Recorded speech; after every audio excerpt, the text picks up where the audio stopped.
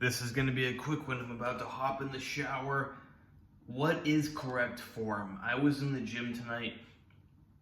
Guy came up to me and said, "Hey, can you watch my form? Tell me if I'm doing it correctly."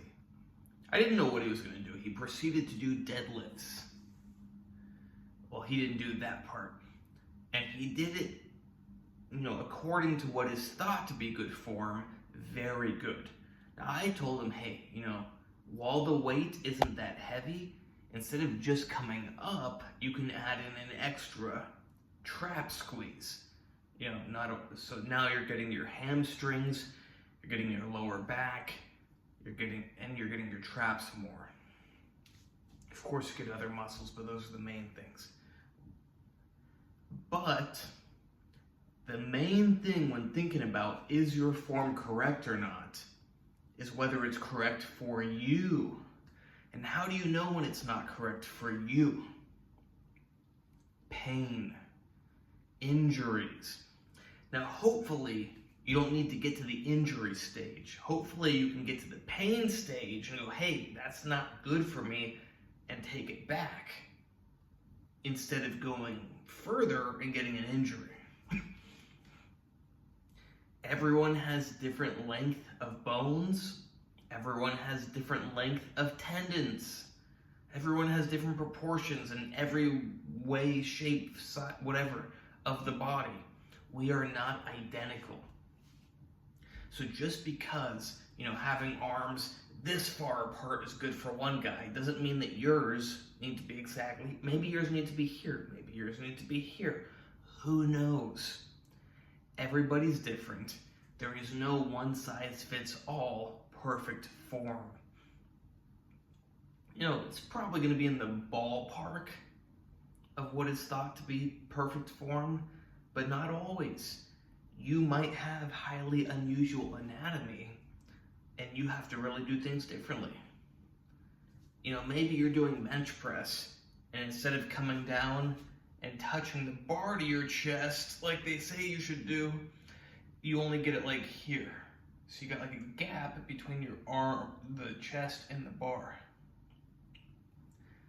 Maybe that's right for you. Me, I don't have a flexible chest. I don't know if it's because I built up my chest too much from such an early age.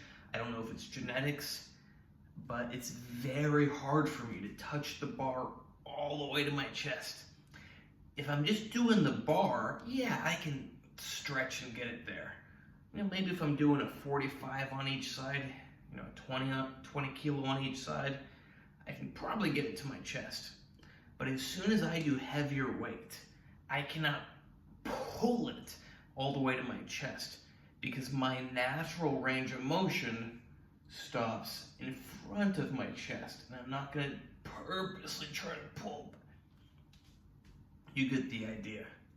When I do squats, I typically go below 90 degrees because that's what works for me, just how my body is. I don't always go below 90 degrees, and if I'm really trying to push the weight, maybe I won't.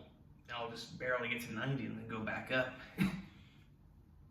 But with a reasonable amount of weight, I tend to go below 90 degrees.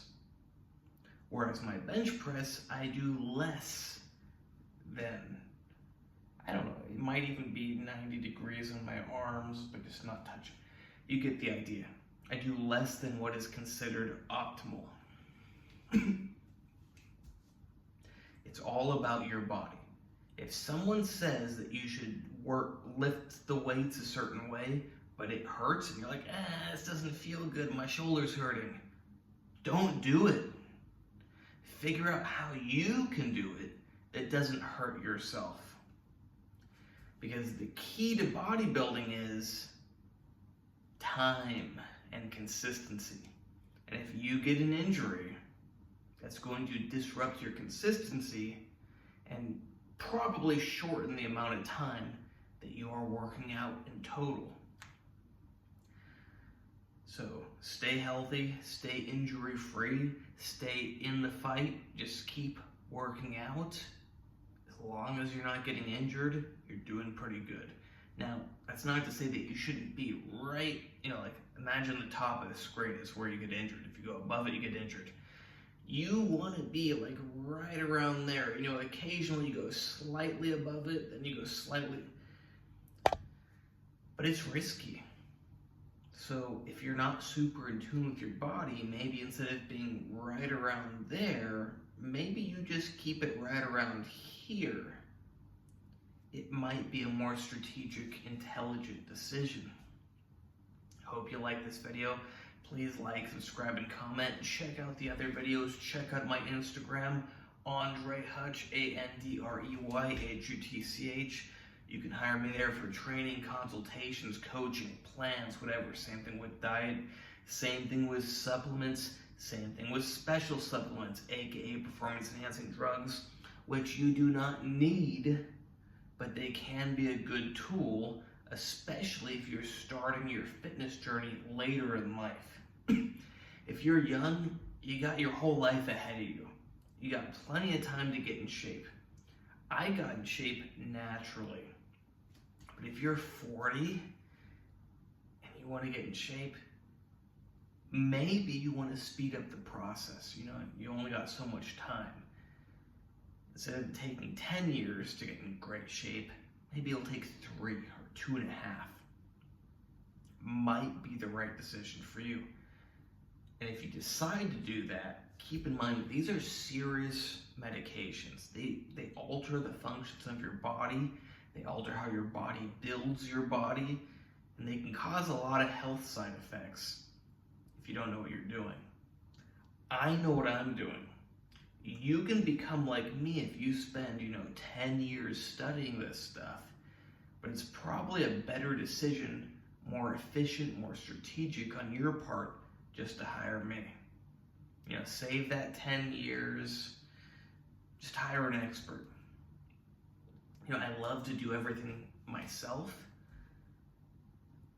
but if there's some specific something that I want to do that has a field of expertise, and I'm not willing to put in the time to become a true expert, I'll hire an expert. It's just, this is my field. I love the human body. I've been learning about it for 17 years. Do you want to learn about it for 17 years intensely? If you don't, or even if you do, but you want to do the stuff now, hire an expert, save your health. You only got one body. Don't screw it up.